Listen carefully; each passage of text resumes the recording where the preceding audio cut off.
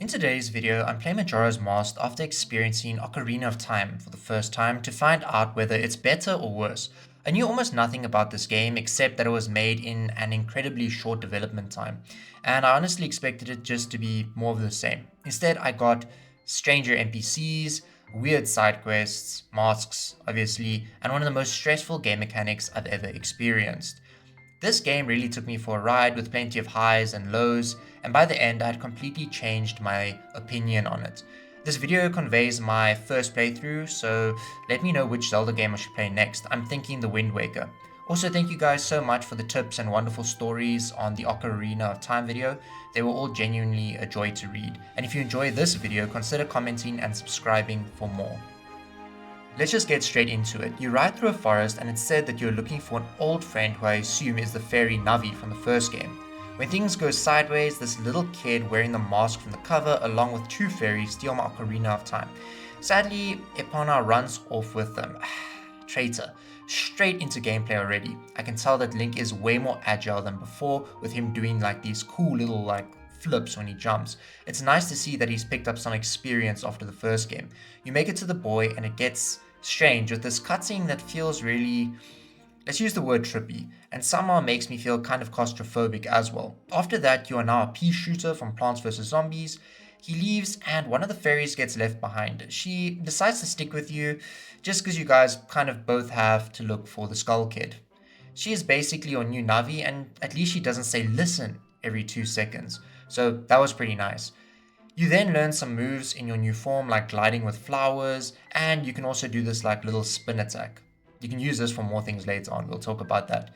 You then meet the Mask Man. This dude is pretty creepy. He says you have 3 days to get back the mask and he can turn you back into a real boy. I trusted him only because he gave me 3 days. Never trust people who promise to make you rich in a day. Now, this is where I got pretty confused. You explore a town, so I just ran around looking at shops and interesting NPCs. I found a fairy and also took it back to the fairy woman, who are exactly the same as in the first game, and she taught me how to shoot in my Deku Scrub form. I then used that power to pop a balloon, find a code from this kid, run through a dungeon, meet an old man with a telescope, and see that mask kid again. The moon phase shoots something out of his eye. It's a tear. Oh, my time's up. What happens now? What does this mean? The world ends. That's pretty rough. Okay, that was stressful, and that moon would have freaked me out as a kid. Also, I'm guessing there's no Deku Tree dungeon to ease me into the game. Is this town the tutorial or something? I'm not sure. I need to start listening to NPCs. Here we go again. I kind of knew what to do. I got the fairy again, and a pretty cool touch, the password for the kid stayed the same, so that saved me some time. Guys, I'm also just going to quickly go off on a side tangent. I don't like timers in games. I don't like time limits. I'm used to being the Dragonborn or the Hero of Time. I save the world when I want. Now I'm rushed and it's stressful. I do get why games have it though. Another game was Dead Rising 2, and even though I finished it, the timer gives me anxiety. But I do get that it gives the game some urgency as well as replayability, and I can't really make an argument against it other than just it being my personal preference. I got the tier again and had to give it to the scrub so I could get up to the clock tower. Finally it opened and I had like a really tiny fight against the mask kid. I mean, he didn't really even attack me at all, but I did get my ocarina back and I got this nice little cutscene of Zelda and Link. And then I played the Song of Time. I went back to the Masked Man and something different happened this time. He played the piano, I'm not even sure where he kept this, and taught me the Song of Healing. I was a boy again and I couldn't stop thinking of Pinocchio during this part. Little did he know I didn't have the mask. I got a quick lesson on the mask, and as I had guessed, the mask was in fact very bad, not good. Anyways, I could now turn into the scrub whenever I wanted, and because I had a sword, I could now leave the city. Okay, so far I wasn't really gelling with the game as much as I thought. It's very different. No dungeons, just a town. I wasn't really hooked on yet, but I wanted to push further and see why everyone was, see what everyone was talking about, why they loved it so much. I ran into the jungle or swamplands. Also got some lore on how the fairies met Skull Kid and how he stole the mask. Eventually, I found or followed a monkey and found a sick witch. I might be a little late for this comment, but so many of the characters I had seen in Ocarina of Time are, yeah, they are just different characters. Same, but different. Anyways, this witch was sick. I ran back to her sister, got a potion, brought it back to her, and I accidentally drank it in front of her. Pretty brutal. Funny enough, the witch just scolds you for drinking it, gives you another. After giving her sister the potion successfully, this time not drinking it in front of her, she goes to her post, and you can now take a boat tour to the Deku Palace. This is also where I found this bean seller guy. I planted some beans, did some really intense platforming, learned a song from the captured monkey, and yeah, with all that, time was up. So as I was playing, a few comparisons did come up in my head. This game is more vibrant with a lot of different colors than the first. I mean, the first game was also vibrant, but it was mostly Hyrule field. You know, it was very green and bright. I don't know. Also, in the last video, I kept saying Hercule instead of Hyrule. I don't know how I mispronounced that, but yeah, I corrected myself. Yeah. But yeah, it kind of reminds me a little bit of Psychonauts with its dreamy, almost fever dream aesthetic. Those words kind of came to mind, as well as American McGee's Alice, with how they made me feel through the overall vibe and presentation. Pretty trippy games. Maybe I'll make a video on trippy games later on. Majora's Mask has definitely earned a spot on that list though. Finally, I made it to the game's first proper dungeon, Woodfall, and I must say it was nice. I'd say they're more akin to the dungeons you faced as Adult Link in Ocarina of Time. I like the part where I use the fire stick to avoid these dark little cloud creatures. You also fight two mini bosses, the lizard man, he's weak as hell, we're not going to talk about him, and you also unlock the bow and arrow. You fight a frog on a turtle, which you defeat by shooting or turning into Deku Scrub and then shooting out of a flower and knocking over the turtle. Don't worry, you have a room just before this teaching you how to knock over the turtles as Deku Scrub. Like usual, the game gives you the know-how, now just remember it. Anyways, once it's knocked over, you shoot the frog with your bow. It's cool because you swap between Link and the Deku Scrub, so it does teach you how to swap between to overcome challenges. It was a fun little side boss. If I was Child Link, I would just be shooting a big eye or throwing bombs into its mouth. Also, I found only 14 of the fairies. I'm not sure what happens when you find all of them, but the timer pushed me forward and I was scared it ran out. On to the final boss, who had this really strange music. He wasn't super difficult, it just took me a while to defeat him using what the dungeon had taught me. You also get a nice little cutscene, and I must say the cutscenes so far are already better than in Ocarina of Time. I saved the Deku princess and put her in a bottle. We saved the monkey, and the princess told me about her butler. I met up with the butler and I had to race him. I've done this race before in Ocarina of Time with the graveyard keeper.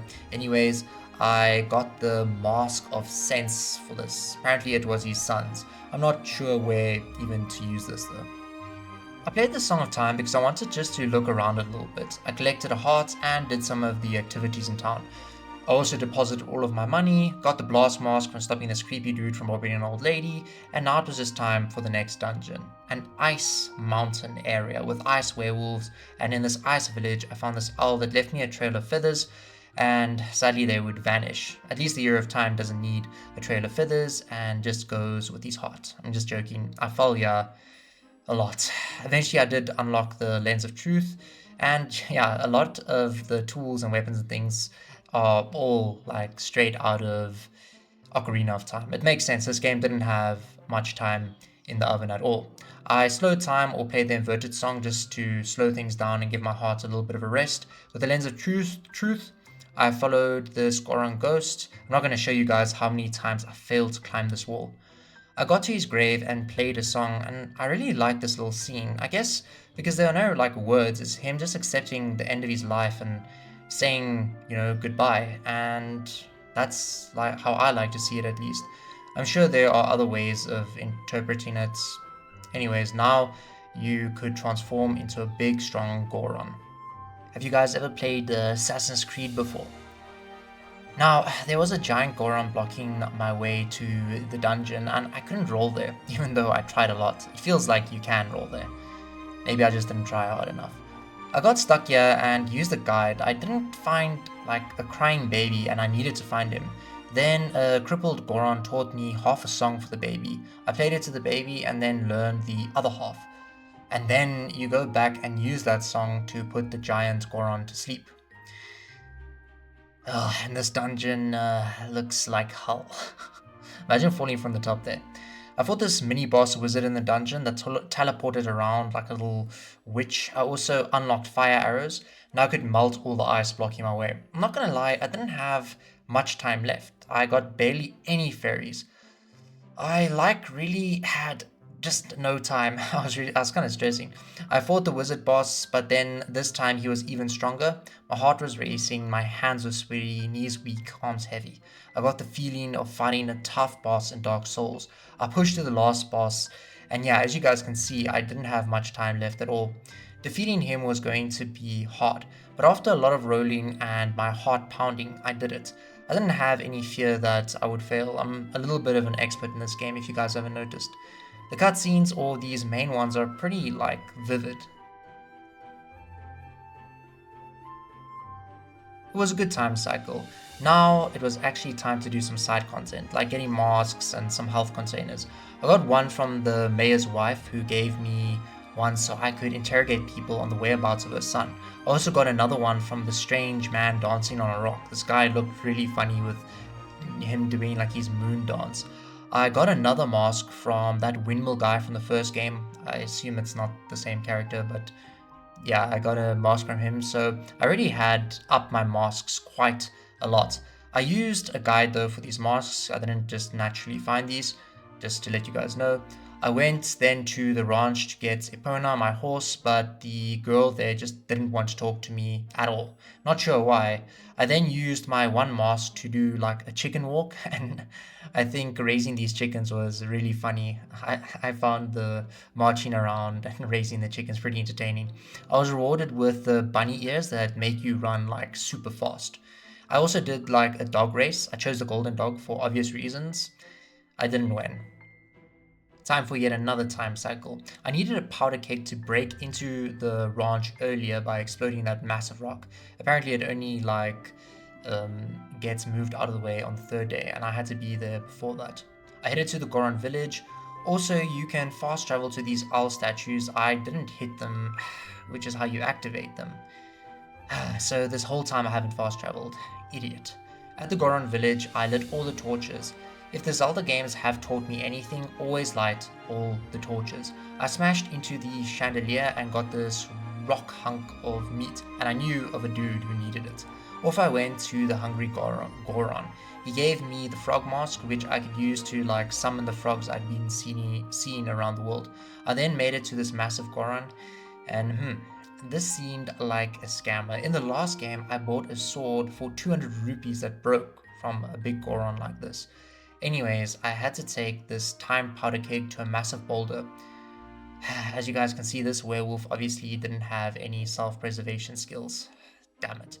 Back to get another keg. I really need my horse to progress, but at least I was getting some masks along the way. Eventually, I destroyed the rock that blocked my way to the ranch, and she still didn't want to talk to me. Like, what the hell? Everyone loves talking to Link. I researched it because I was getting frustrated. So they say it needs to be on the first day, and I think I was there first on the third day and then the second day. Like, what are the chances of that even? I went to do some stuff and I was AFK. I came back and I was trying on a pair, and I kid you not, aliens abducted the cows and the farm girl. I mean, this could explain why she doesn't want to talk to you. She's traumatized. I also, at points while writing the script, confused myself with like all the different time cycles. I was like asking myself questions like, did I do this time cycle now or was that the last time cycle? And it was a bit of a blur, not gonna lie. I mean, sometimes you might just see like the timer at the bottom in the footage might not always like be correct.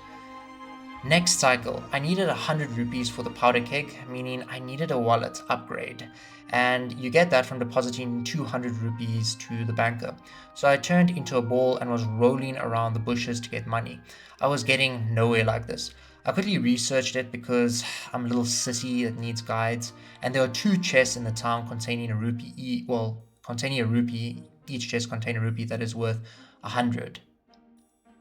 So I found both these secret chests and got my upgrade. And this is a pretty nifty trick because I can always basically on each time cycle come back here, and now I just know kind of how to farm infinite money. But yeah, it was now time to go buy the keg. I'll fast forward to the ranch again. Finally, she talked to me. I got Epona and I did a horseback archery competition.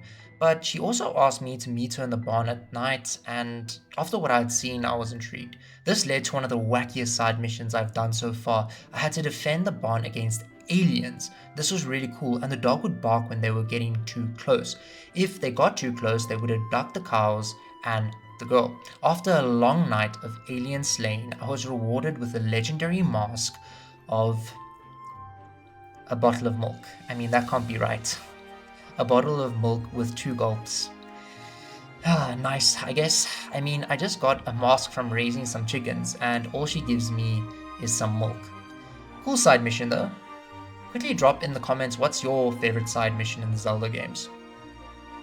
So I had some thoughts in my mind, and I know this is pretty hard to believe. I was obviously missing out on quite a bit. This game has a lot of secrets and things, but I really think that's cool because if I had a friend who started at the exact same time as me, we would have wildly different experiences based on what we did in our time cycles. So this is actually makes me really want to finish the game again after this playthrough, and I think I'll also have a much better overall understanding of everything. And here's the crazy part. I'll probably enjoy my second playthrough a bit more in the sense that I won't be so intimidated by the ticking of the clock.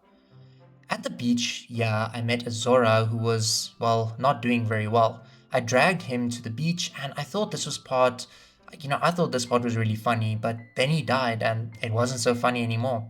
It was sad. Anyways, I could now turn into one of the Zoras and swim around like a fish in water. Some pretty good writing right there. Apparently there were pirates somewhere, and on my search for them, I stumbled into a Zora hall where I could talk to all these band members. Now, I assume they are the band members that's kind of the Zora who plays the song and dies. I assume he was part of this band because I saw them in his flashback. Connected the dots there. They all look really distinct though, and I like that. I made my way to the pirate fortress, dodged boats, did puzzles, and eventually made it in. Now, if you're seen by these pirate chicks, you are thrown out, so don't be seen.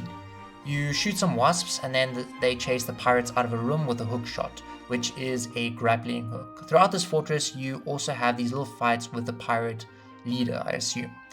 Now, I needed to collect eggs for the Zoras, but I only had 2 bottles. This was painful. You fight pirate, collect eggs, soar back, release, and I'll be honest with you guys, I tried feeding some of the eggs to the fish. I then got immediately caught by pirates on my way back in, and then I got the other 2 eggs. I was pretty lost. I couldn't find the rest of them in the pirate fortress, and after some exploring, I talked to a seahorse. Then a big man without a shirt said I could have them if I got a picture of a pirate chick. Fair enough. I went and got him a nice pic, and he gave me the seahorse. I took the seahorse to its home area, and he showed me the way to a deep, scary hole. It told me to kill the sea snakes, and the sea snakes were massive, but I dealt with them, collecting eggs as I went. After the sea snake purge, the seahorses were very happy with me. Sadly, I had to come all the way back for the 3rd egg. I struggled as well because the seahorse kind of shows you the correct route, and if you don't know the correct route, then you have to start again. But eventually I did remember it. The eggs hatched and taught me a song. I mean, they even looked like little notes. It was cool. I played it to their mother and she sang a cool little song. A giant turtle appeared. This was really awesome. When the Zora died earlier, you do get a flashback of him holding her hand. So is he the father of the eggs or something? It's kind of messed up making all these characters believe their loved ones are alive and the last memories of them was a lie. It's just a kid who's using their avatars or something. Anyway, I was out of time. I cycled time, then came back, and a cool little touch, You summon the turtle with the song like we just did, but she doesn't sing, as I hadn't collected the eggs in this timeline. So she'll only sing if you go and collect all the eggs again. That's a pretty cool touch. I got to the next dungeon and shit. I hope this isn't like the water temple. I'm getting water temple vibes since I am in water. Ah, damn. I'd rather lobotomize myself with a stick than have to go through this again. Or maybe it will be less painful after a stick lobotomy. You know the drill. Do puzzles, get keys. Although this wasn't that bad, not at all. It was actually, dare I say, kind of fun. You fight this annoying bubble boss, and it doesn't matter how many of them you pop, it's like acne. You keep popping them, and they always come back. Damn, this boss was painful. Eventually, I beat it, and I got ice arrows. You use them really well in this dungeon, with freezing enemies to solve puzzles, as well as being able to make temporary ice platforms. I made it to the frog boss, rehash of a boss I have fought, Gimmick. He is an annoying slimy prick that can gobble you up and then you're stuck in his slime. I wanted to know what collecting fairies does since I, have kind of skipped out on all of them. Guess I will find out after getting them all in this dungeon. I went back to town though quickly. I had missed out on the fairy mask and this is apparently really important. And dude, this thing is really useful and easy to get. I should have just got it earlier. Alas, I worked my way through the dungeon collecting all the fairies. Some really cool puzzles in this dungeon, like the seesaws, and I just really liked it. It really was way better than the water dungeon in Ocarina of Time. I spoke too soon. The fish boss was actually annoying and pretty underwhelming. You stun him with a bow, then turn back into the Zora and shock him and repeat. And the worst he can do really is like knock the platform or more annoyingly swallow you. It's a really simple boss fight and quite an underwhelming ending to such a good dungeon. I also did go out and get all of the fairies and the fairy upgrade and it was a massive game changer. You take less damage. So I mean that's pretty massive and I wonder what else I've been missing out on. I'm not even going to search it or see what I missed out on. That's just going to make me more depressed. I'll do it or I'll just collect all the fairies if I have another playthrough. But let's continue. I also got another vague cutscene, which are always enjoyable to watch. And then I decided to go to the next area. And after dodging these bomb rats, I made it to the new area. Off to the side, I explored a graveyard and raced this giant skeleton. Sadly, I lost. To proceed though, I needed another mask, which I had to get from a race. And I had to race these two brothers who scam you by watering down milk. I've actually seen people watering down milk in real life and selling it. Anyways, my god guys, I failed here so much. I had to actually go research how to win a damn horse race. I'm not even going to say how much time I spent here. After winning, I got the mask I needed to pass. When you wear the mask, you are attacked and then given tips by these like assassins. It's pretty funny. I also really like the look of this area. I was unsure of where to go. I found this ghost, but nothing I did, did anything. Even when I was in doubt and did the usual by playing the Song of Healing, nothing worked. The only thing I could do was this time fight, which I failed at, and the giant skeleton race. I failed a few more times at the race, and then I just started attacking the giant skeleton, and that actually worked. You also get this really cool little scene with him saluting you goodbye, and like I've said, they really did a great job by giving these small scenes some impact. I mean, I can remember most of them. I got his mask and now I could talk to the skeletons in the graveyard. Also, I really liked how they were like sitting by the fire, one skeleton was swinging from a tree. This game has so many small details and most of them which, you wouldn't see just in one playthrough. More on this later. I talked to the skeletons and entered a grave. I did some fighting until I reached a ghost, actually the ghost from a Ford's brother, who taught me the Song of Storms. I went and played the song to his brother and it actually worked, and the curse was lifted, and the Redreads had like this dance party trailer. Just count it up, another win, can't get enough. Watch me pivot in a clay for my love. Pisces, I live in a lake.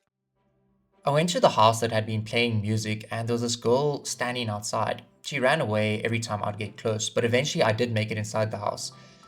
And yeah, dude, this was kind of creepy. She had kept her dad in the closet and he was obviously like cursed or something. I played the Song of Healing for him and turned him back. And this was actually this was a really great daughter. I mean, shit, I would have bounced. I would have run away. Hell no. But she stayed there, she locked her dad up and kept him safe. Really impressive. I got a new mask that allowed me to talk to the Redeads in the well. Now, what happens next is just a shopping list mission, and man, I had to go out and get these guys beans, fish, water, milk. Nah, this was just a glorified fetch quest. Some of these hints were entertaining at least, but eish bruh. When I was shopping for my undead homies, I also found I also bought a bomb bag, finally. I'm like basically done with the game, and only now I bought a bomb bag. At least now I wouldn't have to explode my face on everything. I also figured out how I could buy powder kegs in town. Nifty. 'Cause damn, I ran all the way back to the Goron village every time. At least a lot of the things they wanted were in the dungeon, because there was a whole cow down there that you could milk as well. I got the mirror shield out of it at least. I did two more things before doing a time cycle. I got the stone mask, and I also did some training with the sword master, and I think I got a heart container from it. Also like how the NPCs actually react to the masks you're wearing, like the sword master reacted to the bunny ears that I was wearing. At this point, all the stress of the timer had pretty much vanished. After you learn the inverted Song of Time, the game is a lot less stressful. Sure, it's a bit annoying having to grind consumables every time you have a time cycle, but that isn't huge at all. At this point, I was hooked. This game is really unique, way different from the last one in a good way. I also think I might enjoy it just as much when I play it again. Already, I want to replay it, and I'm already thinking of like how I'll be more effective and what I'll do first. And what's awesome is I'll find new things, new quests, interactions, masks, and I can't actually wait for that. I don't want to go and Google where all the masks are now, or how even the fairies, even though I've seen, with just having one of the fairy upgrades, how massive that is. This playthrough is unique, my first playthrough. In the last video, someone commented that if I catch fairies in a bottle, they can give you a revive. This was a great tip. Thanks so much. This came in clutch basically for the rest of the game. Inca Castle was awesome. I like the aesthetics of it. There were some fun puzzles and another wizard. And I mean, at this point, you know how it goes. This guy is reused so much. I also got this awesome landing with a mirror shield, killing these Redeads around me. And the boss fight was great too. You burn rags and use light to defeat two skeletons and then the big skeleton. Thanks to my fairy bottles, which reminded me kind of Sekiro Shadows Die Twice, a From Software game where you could use or you could resurrect yourself after you die. This reminded me of that. I beat the boss and was rewarded with some corny dialogue, and I got taught this really strange song. I don't know why I pronounce it like that. It makes you like a statue, like it's a copy of a statue or something, although it looks really organic. I don't know, it's very weird. It was time for the stone tower. To get up there, all you had to do was make the copies of yourself, or those like weird clones of yourself, and put them on pressure plates. Now you do this with all of your forms. Probably not the right time to say this, but it popped into my head while I was playing that the mask switching kind of reminds me of how you swap characters in the Lego games to do certain puzzles. Sorry, let's continue. So you work your way through the stone tower temple, and you see things are on the roof as well, making me think that there would be some sort of flip. Yeah, I'm pretty observant. I see like small things like this and, connect the dots. You then fight a mini boss and are given the light arrows. They are really powerful. You then fight a mini eye boss. I then flip the dungeon, and the way the puzzles and everything are done in this dungeon are really great so far. This is probably my favorite dungeon. Also, for some reason, the soundtrack here gels, really well with me, more than it already does. I mean, already I'm listening to the soundtrack as I drive around. It's great. I actually think this might be the best dungeon I've done so far in the Zelda series. You then fight the Shadow Bat boss, and I thought he looked really sick as hell. I really appreciate that even if the bosses are kind of reused, they are at least different and usually have a gimmick. I got the boss key from this. It was time for the boss fight. I fought another one of these little eye mini bosses and got the Giant's Mask. I wasn't sure where to use it yet. Never mind. This was really cool. Dude, I mean, you grow massive and fight two giant centipedes, and all you do is hit their tails, but I just felt really powerful. It was a power trip. This didn't last long though, because without my upgraded magic bar, I had to pick up magic bottles and then quickly grow big again. So yeah, it kind of ruined that power trip. Eventually I did beat the boss though, and the titans I had another one of these vague cutscenes, and the Titans told me to forgive a friend, but I wasn't even sure. I was pretty confused though, because the game uses a lot of the characters from Ocarina of Time. So I remember I did see a kid that looked like Skull Kid in Ocarina of Time, but I'm not sure if this is the same Skull Kid or the same character than you see in Ocarina of Time. I had everything I needed to face off with Skull Kid, and the confrontation was great. The mask releases Skull Kid, and I wondered if he would died. And then you get sucked up into the moon's mouth. And bruh, am I in heaven? I mean, look at this, it's super nice here. I talked to some of the masks and they wanted my masks. I also had to do some challenge rooms. Enough of this. It was time for the boss fight. I was hyped up. This would be easy. Nope. The boss had 3 stages. I call the Mop Me with the Floor stage, Dance on Me stage, and the Whip Me stage. I just couldn't beat him. I was so weak. I needed my fairy revives. I played the Song of Time, came back with fairies, came back and kicked his ass. No, I'm lying. I had to watch this like 20-year-old YouTube video on how to beat him. Following this, I got far, but I ran out of magic, and yeah, he would whip me and throw me around like I was nothing. Eventually, after a long, long, hard battle, I won, and holy, yeah, this was really an awesome fight. Just in general, not even comparing it to the other or Ocarina of Time. Uh, but yeah, this was a really good boss fight, and I felt good after beating him. I was rewarded with another really great cutscene, and Skull Kid was at least alive, and I said my goodbyes and off I went. What a journey! I mean, I didn't even find Navi. This was basically just like a side story, and it was great. I went into this wanting more Ocarina of Time. I mean, you guys heard me complain about the beginning, but it just kept getting better and better. I was initially kind of wary of giving negative feedback on such a beloved game, but I was willing to play through it and give feedback on why I didn't like it, regardless of the backlash I'd get. But that didn't happen at least. This game actually surprised me. It's probably one of the most unique games I have ever played, or I have played in years at least. I don't really want to compare it to Ocarina of Time, like I have been doing basically for the whole video, but that's fair enough, this is a sequel. I can now say without any doubt that this game can stand on its own, and I can see the two games as just two very different experiences, both amazing in their own ways. And I'm also sorry if I made any mistakes or any confusion on my end, because I was very confused at certain parts of the game.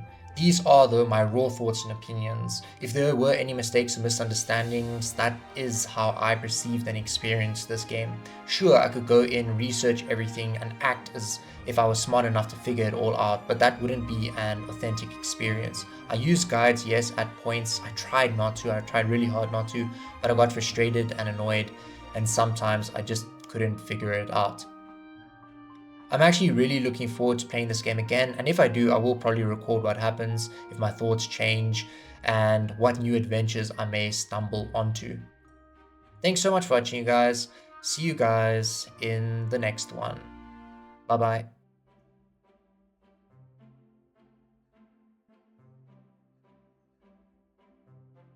Oh yeah, I almost forgot to add this very interesting interaction. But yeah, yeah, what the